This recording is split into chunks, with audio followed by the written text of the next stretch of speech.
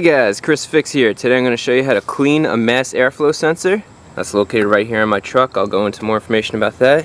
So the reason why I have the tablet out is because I'm going to be using my OBD2 scanner. See how much air is moving across the mass airflow sensor? And I'll get into more about that. But first, let me explain what a mass airflow sensor is, what it does, where it's located, and what some symptoms of a dirty sensor are.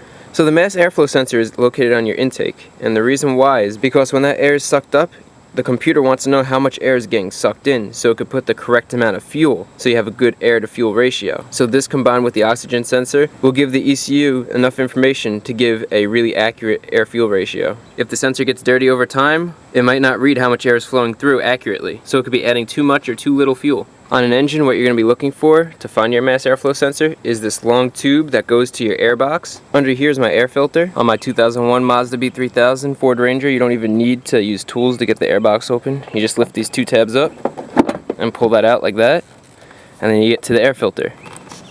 You can see here's where the air gets pulled in, and there's the mass airflow sensor. And you can see in the mass airflow sensor, there are a couple of what is called hot wires. And these are super delicate, and when they get dirty, they give you inaccurate readings. And what it does is it measures conductivity and how that relates to the airflow. But what's important to you is that gets dirty, and that's what needs to get cleaned. Now, a dirty or bad mass airflow sensor is one of the top problems that commonly causes a check engine light to come on. The common codes for a bad mass airflow sensor are P0100 through P0105.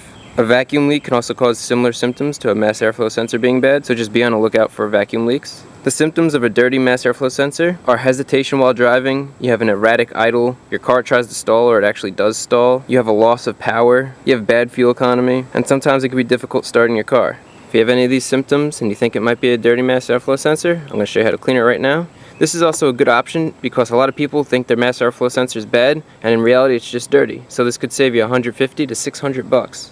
So to try to prove that something's actually happening when we clean this, I'm going to be using this OBD2 scanner to scan everything. We're going to get a before and after when the engine is cold. So we're going to get the intake temperature. Right now it's 100 degrees Fahrenheit. We're going to get a reading right now with the car off at 0.16 grams per second. We're going to get a coolant temp of 82 degrees Fahrenheit.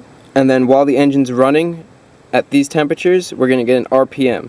With all these sensors and the readings combined, we should get a good idea of whether or not cleaning the mass airflow sensor did anything for us. I know that you're probably pretty curious to see if cleaning a mass airflow sensor really does anything. I'm not having any problems with this truck. It's just been 120,000 miles. The owner before me never really took care of the truck, so the air filter wasn't changed too much. I have a feeling that the sensor could be dirty and I could be getting a little more performance out of this engine. So I'm going to get the air box back on and we're going to start her up, and then we're going to get our initial readings before we clean the sensor. And then we'll get our readings after we clean the sensor. So we got our OBD2 scanner connected, as you saw. Now I'm going to go start the car. And we're going to look at all these readings here. We're going to just let the engine run for like a minute or two, get the RPMs to drop down. And then we're going to get our temperature, how much air is flowing, and all that stuff. RPMs. Okay, it's been about 3 minutes since our engine started. We're in closed loop.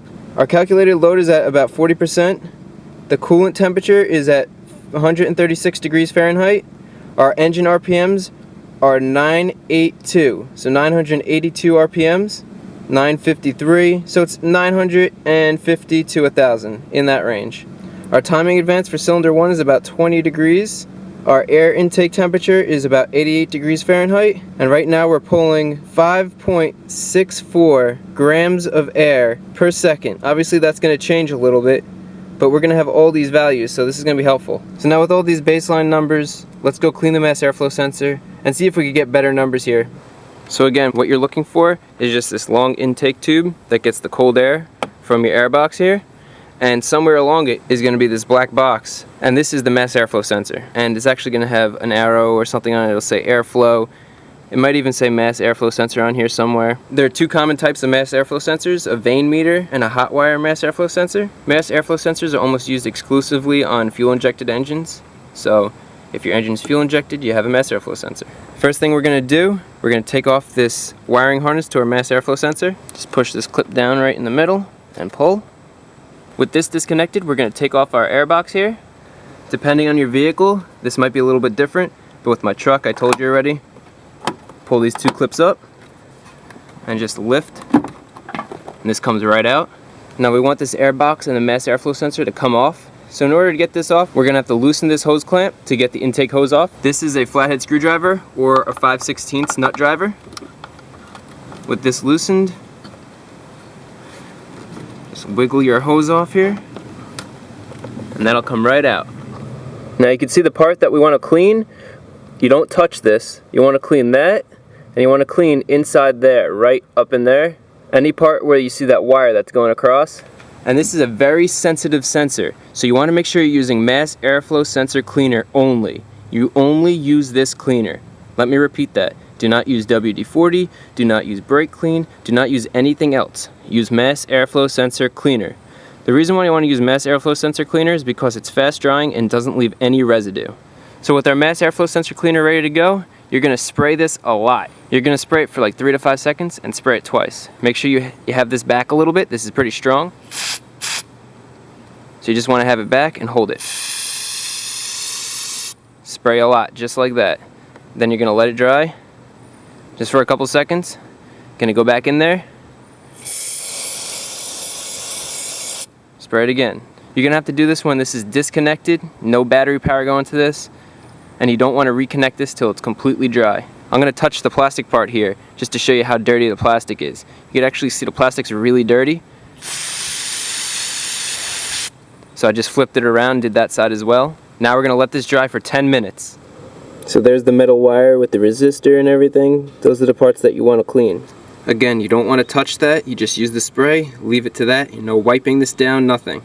The reason why your mass airflow sensor might get dirty is because you have an old filter in here that hasn't been changed in a while, or because you're using an oiled filter, such as a K&N, and those oils could coat the mass airflow sensor over time, so you want to clean it. So we've been letting this dry for 10-15 minutes, and you can see that it's completely dry. So what we're going to do is just reconnect our air box. And then I'm going to reconnect this air intake hose, tighten it back down, and then I'm going to reconnect our wiring harness, which is pretty simple, it just clicks in, just like so. Now that this is completely dry and this is all together, let's go start up the engine and see our readings. So this is done at almost the exact same time of day. It literally took 15 minutes, so everything should be around the same temperature. If you had a check engine light, you'd want to clear your check engine light now and see if it comes back up after cleaning it. If your car stalls or idles weird or whatever, you'd want to take it for a ride to make sure that it's idling correctly and all that stuff. See if cleaning the mass airflow sensor actually fixed the problem. So now our engine coolant temperature is about the same. It's 142, and we could see we're getting about 5.5 grams per second, which is again about the same what we had. The engine load is pretty much 40%, which is the same that we had before. Timing is around 20 degrees, and that's about the same. Our intake temperature is a little bit lower. I think that's because we had the engine compartment open and we had the air box off, so it probably cooled down just a little bit. That's not a big deal. The RPMs are actually a little bit lower. We're at like 930 now. Before it was like 950 to 1000. So it's definitely dropped the RPMs just a little bit. I've actually never seen it idle below 900, and you could just see it just went below 900. So that's actually really cool.